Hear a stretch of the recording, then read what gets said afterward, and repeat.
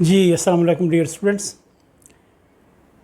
Especially I am addressing to the students of English literature, and many students of English literature who are already attached know that I upload my videos on especially on English grammar and English literature.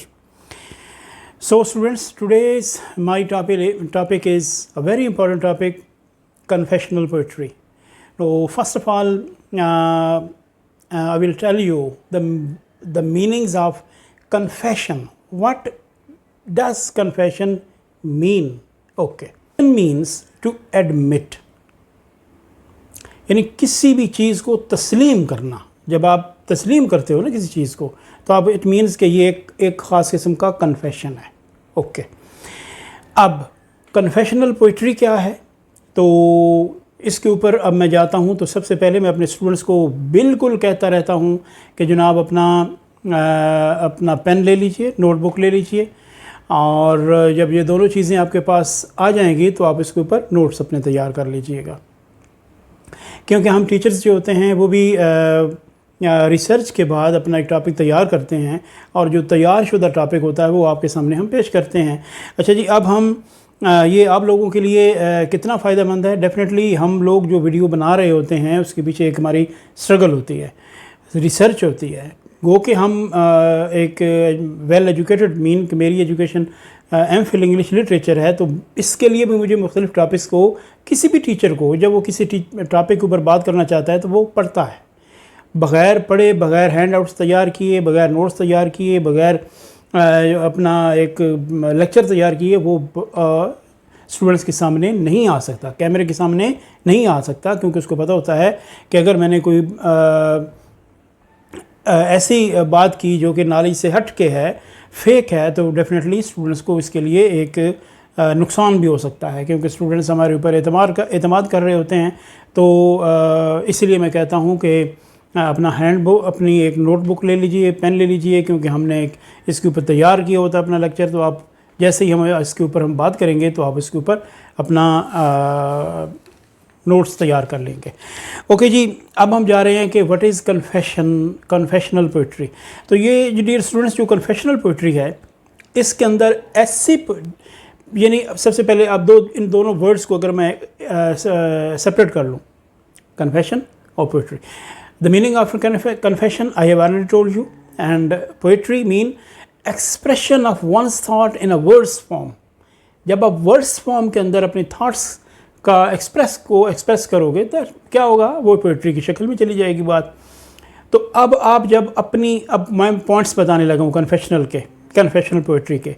यानी जब भी कोई poet अपनी life के बारे में, अपने experiences के बारे में, अपने इमोशंस के बारे में, अपने पैशंस के बारे में, अपनी फीलिंग्स के बारे में, पब्लिक जो कि प्राइवेट फीलिंग्स होती हैं जिसका लोगों को पता नहीं होता, वो जब पब्लिकली वो बाहर लेके आता है और वो वर्ड्स फॉर्म के अंदर, शायरी के अंदर लेके जाता है, तो हम कहेंगे कि ये एक कन्फेशनल पोइट्री की एक शक्ल है.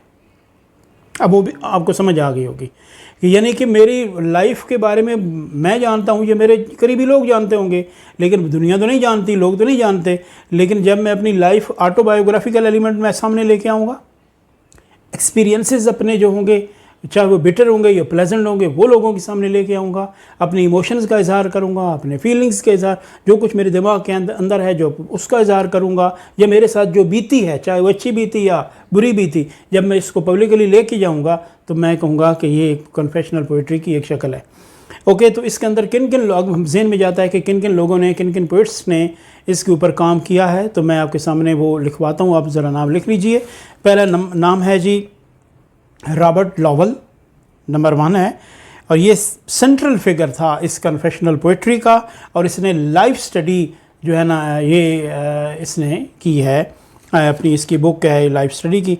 तो सिल्विया प्लाथ है, बड़ी मशहूर अमेरिकन राइटर है. इसने जो अपनी पोएम्स लिखी हैं वो है डैडी एंड लेडी लेज़रस. अच्छा, अब इसके अंदर जो मेन उसने जो पॉइंट्स टच किए हैं वो कौन कौन से हैं जी? Themes of family, traumas and identity with intense emotional power, ये इसने इनको टच किया है. और तीसरे नंबर पे हमारे पास है जी एनी सेक्सटन, اب انہوں نے کیا کیا, often informed by her experience with therapy delves into the themes of identity, mental illness and social pressure. اب سوچیں ذرا, سوشل پریشر یعنی ایک بندہ ہے اس کے اوپر وہ کسی کو کیا پتا کہ وہ لوگوں کا یا پبلک کا کتنا پریشر لیتا ہے. جب وہ اس کا اظہار کرتا ہے تو اٹ مینس کہ یہ کنفیشنل پوئٹری کی شکل چلی جائے گی. لیکن کچھ لوگ بڑے ہائپوکریٹیکل ایلیمنٹ ان کے اندر ہوتا ہے, جس طرح بیکن نے کہا تھا کہ سیمولیشن اینڈ ڈسمولیشن. تو یہ ایک اس نے کہ 2 پوائنٹس لے کے آیا تھا. تو کچھ لوگ اپنی بات کا اظہار کرتے ہیں یعنی کہ جو وہ نہیں ہوتے لیکن اس کا بھی پھر وہ برملا اظہار کر دیتے ہیں, تو اسیمولیشن ہو جائے گا. اور ڈسمولیشن کیا ہے جی کہ آپ بہت کچھ ہیں لیکن آپ اس کا اظہار نہیں کرتے. لیکن یہاں پہ کیا ہے کہ آپ اظہار کرتے ہیں اپنی لائف کا, اپنے ایموشنز کا, اپنے پیشنز کا. اور جب آپ اس طرح کریں گے تو یہ کنفیشنل پوئٹری ہوگی. تو اب آپ اس کے اوپر اب آپ کو سمجھ آ گئی ہوگی کہ بیسیکلی کنفیشنل پوئٹری کیا ہے, کنفیشن کا کیا میننگ ہے, کنفیشنل پوئٹری کیا ہے, اور کن کن رائٹرز نے, کن کن پوئٹس نے اس کے اوپر کام کیا, تو ان کے فیچرز کیا تھے.